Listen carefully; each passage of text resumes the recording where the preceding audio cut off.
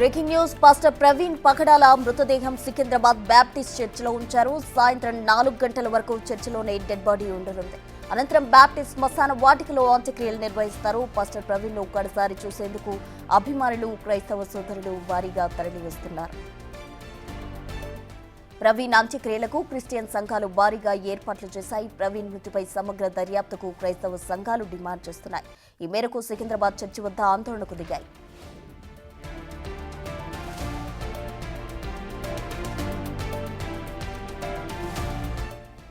Pastor Praveen అంత్యక్రియలకు సంబంధించి పూర్తి వివరాలు మా ప్రతినిధి సాగర్ లైవ్ లో అందిస్తారు. సాగర్. పాస్టర్ ప్రవీణ్ పగడాల మృతిపైన సమగ్ర విచారణ జరిపించాలని క్రైస్తవ సోదరులు డిమాండ్ చేస్తున్న పరిస్థితి కనిపిస్తుంది. కొంతమంది పాస్టర్స్ కూడా ఈ అంశం పైన పూర్తిగా ఏపీ ప్రభుత్వం ఖచ్చితమైన దర్యాప్తు చేసి నిజాలు తేల్చాలని వారు డిమాండ్ చేస్తున్న పరిస్థితి కనిపిస్తుంది. ప్రస్తుతం సికింద్రాబాద్ సెంటినరీ బాప్టిస్ట్ చర్చ్ వద్ద కొంతమంది క్రైస్తవ సోదరులు తాను ఖచ్చితంగా న్యాయం చేయాలి, ఈ ఘటనకు సంబంధించిన ఎవరు ఉన్నా, ఈ ఘటన వెనుక ఎవరున్నా వారిని కఠినంగా శిక్షించాలంటూ వారు డిమాండ్ చేస్తున్నారు. కొంతమంది క్రైస్తవ సోదరులు ఉన్నారు, వారితో మనం మాట్లాడించే ప్రయత్నం చేద్దాం. చెప్పండి అన్న, మీరు ఎక్కడి నుంచి వచ్చారు, ఈ ఘటన పైన? కర్నూలు నుండి అన్న యథార్థవాది, లోకానికి విరోధి అన్న యథార్థంగానే మాట్లాడతాడు. అలాంటి అన్న ఈ ఏప్రిల్లో 18, 19, 20కి కర్నూలుకు వస్తున్నానని పోస్టర్లు చూసినామన్న.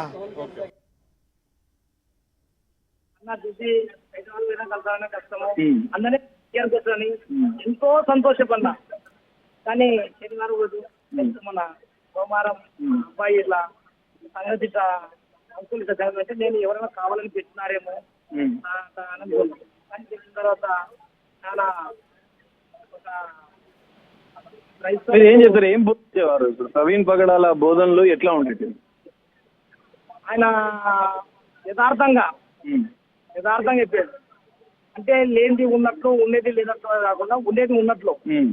అనేకులు బోధన నుంచి అంటే సత్యం నుంచి పోయిన వాళ్ళని కూడా తిరిగి మళ్ళీ రప్పించాడు ఆయన.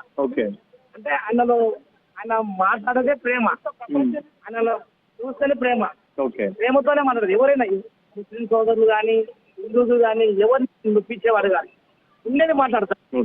అన్న మీరు చెప్పండి, ఎట్లా చూస్తారు ఈ ఇష్యూని? అన్న ఇష్యూ అయితే జరిగింది, యాక్సిడెంటా కాదా అనేది ఇంకా తేలాల్సి ఉంది. మాకున్న అనుమానాలు మాకున్నాయి, లేవు అనే మాట అయితే పాయింట్ ఏంటంటే మాకు న్యాయస్థానం మీద నమ్మకం ఉంది. మాకు మేమేమంటున్నాం, న్యాయం అనేది ఖచ్చితంగా జరుగుతుంది. మాకు కావాల్సింది న్యాయం.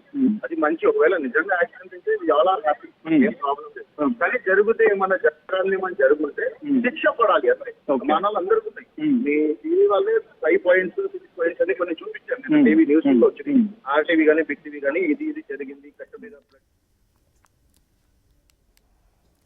పాస్టర్ ప్రవీణ్ పగడాల మృతదేహం సికింద్రాబాద్ బాప్టిస్ట్ చర్చిలో ఉంచారు. క్రైస్తవ సంఘాలు దానికి సంబంధించి కూడా సమగ్ర దర్యాప్తు జరపాలంటూ కూడా అక్కడ చర్చి దగ్గర ఆందోళనకు దిగిన పరిస్థితి కనిపిస్తుంది. మరోవైపు పాస్టర్ సందర్శనార్థం, అలాగే క్రైస్తవుల సందర్శనార్థం అయితే డెడ్ బాడీని అక్కడ 4 గంటల వరకు ఉంచనున్నారు. అనంతరం బాప్టిస్ట్ సమాధిలో అంత్యక్రియలు చేయబోతున్నారు. అంత్యక్రియలకు సంబంధించి కూడా అక్కడ క్రైస్తవ సంఘాలు వారు ఏర్పాట్లు చేయడం జరిగింది. అయితే ఇప్పటికే ప్రవీణ్ మృతదేహాన్ని చూడడానికి, పాస్టర్ ప్రవీణ్ మృతదేహాన్ని సందర్శించడానికి క్రైస్తవ సోదరులు భారీగా తరలి వస్తున్నారు. పాస్టర్ ప్రవీణ్ మృతదేహానికి నిన్న పోస్ట్ మార్టం చేయడం జరిగింది. అయితే నిన్న సాయంత్రానికి పోస్ట్ మార్టం రిపోర్ట్ వస్తుందంటున్నారు. ఒకవేళ ఇది యాక్సిడెంట్ అయితే ఏమి కాదు, ఒకవేళ ఎవరైనా ఉద్దేశపూర్వకంగానే పాస్టర్ ప్రవీణ్ హత్య చేస్తే మాత్రం దానికి సమగ్ర విచారణ జరిపి వారిపై చర్యలు తీసుకోవాలంటూ కూడా క్రైస్తవ సంఘాలు డిమాండ్ చేస్తున్నాయి. ప్రవీణ్ మృతిపై సమగ్ర దర్యాప్తు చేయాలంటూ కూడా వారు డిమాండ్ చేస్తున్నారు. ఇప్పటికే పాస్టర్ ప్రవీణ్ మృతదేహాన్ని సికింద్రాబాద్ బాప్టిస్ట్ చర్చిలో ఉంచారు. సాయంత్రం 4 గంటల వరకు చర్చిలోనే డెడ్ బాడీ ఉంచనున్నారు. అయితే క్రైస్తవ సోదరులు ఆయన డెడ్ బాడీని చూసేందుకు, చివరిసారిగా ఆయన్ను చూసేందుకు కూడా భారీగా తరలి వస్తున్నారు.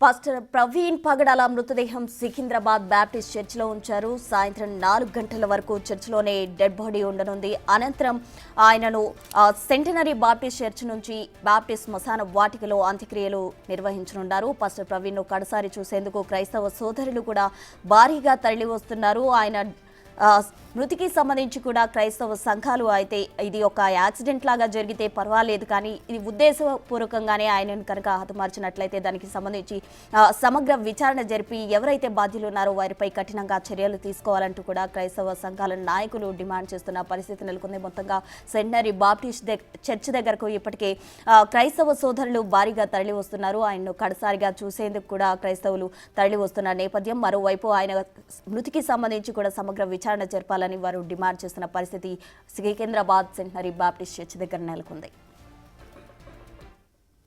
మాటలు కూడా ఉన్నాయి, కానీ అవిటిని కూడా మీరు ట్రెండ్ చేయండి. అండ్ అన్న మాకే కాకుండా సంఘానికే కాకుండా ఎంతోమంది అనాథ పిల్లల్ని, ఎంతోమంది అమ్మ నాన్న లేనటువంటి వాళ్ళని ఏమంటారు ఆస్తులు అవన్నీ ఆదరణ పొందుకుంటూ వాళ్ళందరినీ సపరేట్గా ఒక సంస్థ అనేది ఏర్పాటు చేసి అన్న ఎంతో మందికి మేలు చేశాడు. మీరు చూడొచ్చు, ఈ జనమంతా కూడా మేమేం డబ్బులు ఇస్తే రాలేదు, లేకపోతే క్రైస్తవుడు అని కాదు, క్రైస్తవ మతం అని కాదు, హిందూ సోదరులు కూడా చాలామంది వచ్చి వెళ్ళారు. ముస్లిం సోదరులు కూడా నమాజ్ ఉన్నా కానీ వాళ్ళకి ఇప్పుడు పవిత్రమైన దినాన్ని వదులుకొని కూడా అతను మంచి వ్యక్తి, అతను చాలా మంచి వ్యక్తి అని చెప్పి చాలామంది హిందూ సోదరులు, ముస్లిం సోదరులు, వేరే మతస్థులు కూడా వచ్చి వాళ్ళు ఇక్కడ సాక్ష్యం చెప్పడం జరిగింది. సో ఇతనికి ఏంటంటే ప్రతిదీ ఒక క్రైస్తవుడిని ఎవరైనా అంటే మాత్రం అసలు ఊరుకు అబద్ధం చెప్తే మాత్రం క్రైస్తవుల మీద అబద్ధం చెప్పిన అబద్ధం మాటలు మాట్లాడినా కానీ అస్సలు ఊరుకునేవాడు కాదు. ఏంటంటే ఒక క్రైస్తవుడు ఇప్పుడు మేము ఇక్కడ మొత్తం ఊళ్ళో అందరికీ ఎంతమంది పాస్టర్లు ఉన్నారో అంతమంది పాస్టర్లో అతను వేరు. ఈ ప్రవీణ్ పగడాల అన్న నిజానిగా నిర్భయంగా మాట్లాడతాడు. సో ఉన్నట్టు మాట్లాడతాడు కాబట్టి శత్రువులు ఎక్కువ. కాబట్టి ఇది యాక్సిడెంట్ జరిగితే ఓకే, మేము చాలా ఏంటంటే మాకు దేవుడు అతని టైం వచ్చింది కాబట్టి తీసుకెళ్ళినా సంతోషం. పొరపాటు అని హత్య అనే ఒకవేళ ముందు మాట అనేది బయటకు వస్తే మాత్రం మీరే ఇక్కడ ఉన్న వాళ్ళు దాని తర్వాత వేరే ఉంటుంది. సో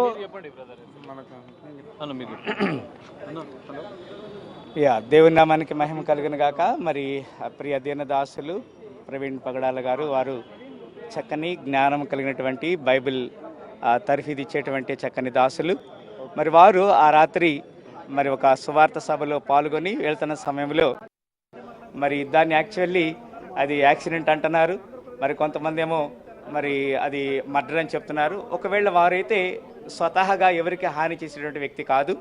మరి as well as Christian community మరి మేము we just want to demand 2 Telugu states, మరి ముఖ్యమంత్రులు అయితేనేమి, intelligence, police department thoroughly make the investigation and make sure that culprits must be arrest. ఒకవేళ అది యాక్సిడెంట్ జరిగితే మాత్రము if it is God's will we are also pray for that. And departed family must be getting into solidarity and also we want to make them they have get some good comforters. ఈ విషయంలో మరి ఇరు రాష్ట్రాల ముఖ్యమంత్రులు అయితేనేమి మరి మేము Christian community తరఫున వారిని మేము డిమాండ్ చేస్తున్నాము. ఆ కల్ప్రిట్స్ని ఖచ్చితంగా అరెస్ట్ చేయాలని కోరుకుంటున్నాం. Thank you. ప్రవీణ్ ప్రగడాల గారు బైబికల్ నాలెడ్జ్లో గొప్ప విజ్ఞాత. ఆయన చేసినటువంటి ప్రసంగాలు చాలా మాకు ఉత్తేజాన్ని కలిగించినాయి. ఆయన ఎవరికి కూడా హాని చేసే వ్యక్తి కాదు. ఆయన మా క్రిస్టియన్కి ఎంతో ఉన్నటువంటి విలువల్ని ప్రకటిస్తూ ఉన్నాడు.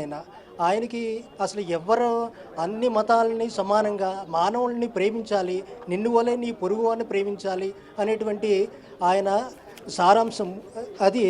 మరి ఈ రీసెంట్గా జరిగినటువంటి మరి ఆయన యొక్క ప్రసంగంలో మరి ఎవరిని ఈ ఉద్దేశించి ఆయన ఇప్పుడు మాట్లాడే వ్యక్తి కాదు. మరి అటువంటి గొప్ప వ్యక్తి మరి దేనికి కూడా హాని తలపెట్టడం, అందరినీ ప్రేమించాలని, మనిషిని ప్రేమించాలని, మనిషిని మనిషిగా చూపించాలని, మతాలు కాకుండా విభిన్నంగా మనిషిని ఏ విధంగా ప్రేమించాలి, మనిషిని దైవంగా ఏ విధంగా చేర్చాలి, మరి ఏ విధంగా సహాయం చేయాలి, మనిషి బ్రతుకేంటి, మరి మనిషి ఎక్కడి నుంచి వచ్చాడు, ఎక్కడికి వెళ్ళిపోతాడు అనేటటువంటి విషయాల మీద ఎక్కువగా ఆయన ప్రసంగాలు చేస్తూ ఉన్నవాడు. ఎవరిని కూడా కించపరిచినట్టు కూడా ఆయన ప్రసంగంలో ఎక్కడా లేదు. మీరు ఎక్కడైనా వెరిఫై చేసుకోండి.